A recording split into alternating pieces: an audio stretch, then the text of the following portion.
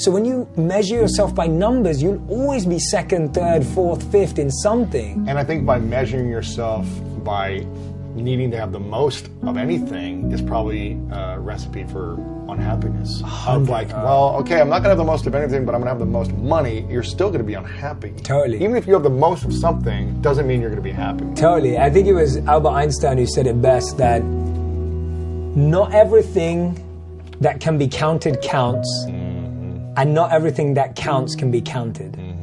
And I love that because it removes this belief that things are finite and limited, and they're not. If you want to be happy and successful, no matter that there are 700,000 podcasts, if that is your dharma, if that's your calling, if that's your purpose, like, you can do that. There's no cap on how many successful soccer players that can exist at the same time. Or how many books are out in the world. There's no cap. There's no one stopping you, and that's the mindset that we're educated for, that scarcity and greed. And what's the difference between the monkey mind and the monk mind? Yeah, I'm glad you brought that up. So the monkey mind is what we experience on a day-to-day basis. The monkey mind is restless. The monkey mind is jumping from branch to branch. The monkey mind's trying to find a bigger banana. The monkey mind is constantly just like feeling flustered, dissatisfied, scarce, and overthinking everything.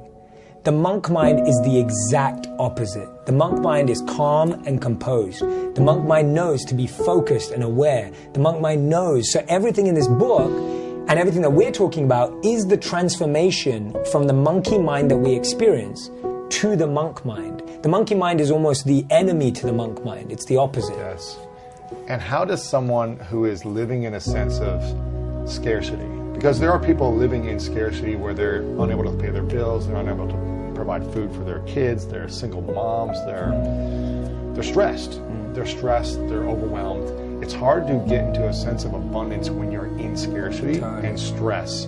So how does someone find purpose in chaos when they can't even get out of the thinking because they're just trying to survive? Yeah. So, beautiful question. My biggest answer is, first of all, I empathize with anyone who's been in that situation, I can't ever say I've been in that situation in the same way, but I've experienced similar things. You've seen feeling in your life. Yeah, in my own way. And I've seen my mom go through stuff like that. I know that my mom worked really hard to raise me and my sister while working, while running around. And I've seen my mom be that incredible powerhouse of a person. And the main thing I would say is, what you can do right now is find meaning in what you do. Make what you do meaningful, passionate, and purposeful. You don't need to suddenly look to become an entrepreneur or start a side hustle or find some more time. Find meaning. And the way you find meaning, as you genuinely stop, press pause for a second, and go, what am I living for? Like, what am I living for right now? And if you're living for your child, and if you're living to provide and put food on the table, that is a beautiful thing that we should celebrate more. And sometimes it takes us a moment to stop and celebrate that. And so I would say find meaning, because you can't always find happiness, you can't always find positivity, but you can always find meaning in that position. So I'll give an example. Like, I lost someone really important to me, a mentor, a few days back. I can't be positive about that. You can't be happy about that. Yeah, it's hurtful. You feel sad, you feel lost, but guess what? I can find meaning in it. Because I can make a list of every lesson he taught me and make a plan to try and live every one of those lessons. Wow, that's beautiful. And so if you're in a really tough situation right now, don't look for positivity. Don't look for happiness. Look for meaning. That's a good one. Not trying to get yourself out of pain too quickly, or discomfort or frustration.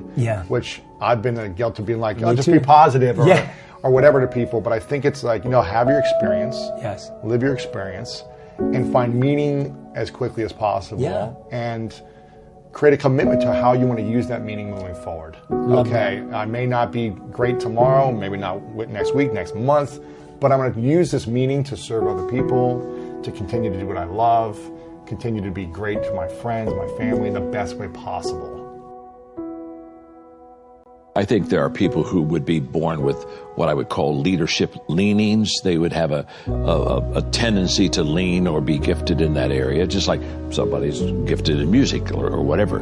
So I think that starts it, and I think I have that. But then I grew up in a leader's home.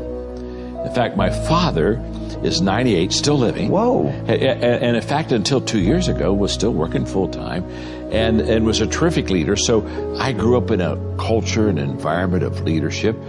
And so when I look at myself where I am today, so much of it was caught from not only my father, but I've had great mentors throughout my life. In fact, while we're out here in Los Angeles, every time I come out here, I think of John Wooden, who mentored me for the last probably 11 years of his life. Whoa.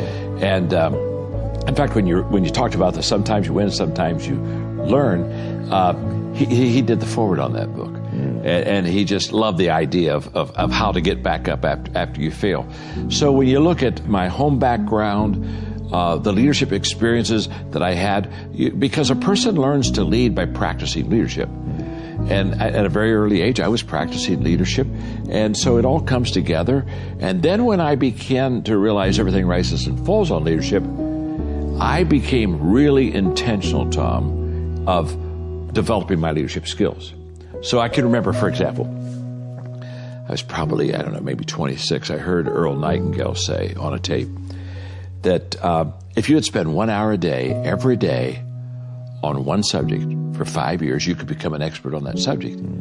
So I said, wow, I want to become an expert in leadership. So for the next 5 years, I spent an hour every day reading about leadership, talking to leaders, asking leaders questions, practicing leadership, but it really was consistent. And when I started that process, I was thinking 5 years. Earl Nightingale said I could become an expert in 5 years. Okay, wow, leadership expert, hello. And so I kept, I was kind of like doing countdown, 5 years, 4 years, 3 years. I'm thinking I'm Cape Canaveral, okay. But something happened to me about halfway through that 5-year process.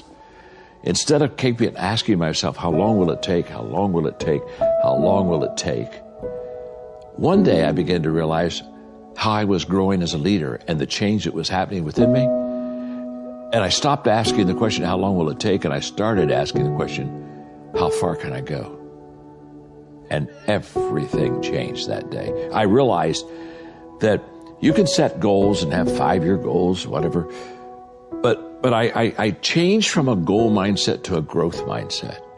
And the fact that if I would be intentional in the areas of growth that would have the return and would fit who I was, that I could really be successful and help a lot of people. And that was a kind of a shift for me. And so when I wrote my first leadership book, I thought I would write one leadership book and I'd be done. I didn't think 100 books later. I had a lady the other day said, "You've written more books than I've ever read in my life." You know what I mean? But I didn't have any intention to write a lot of books. But growth allows you to continue to expand yourself and your world until there's just, so much more that you know and so much more that you want to share. So, my journey has been really one of understanding that if I every day intentionally grow, the question is just how far can I go? And I don't know that answer. I'm still growing. I'm still moving towards that finish line.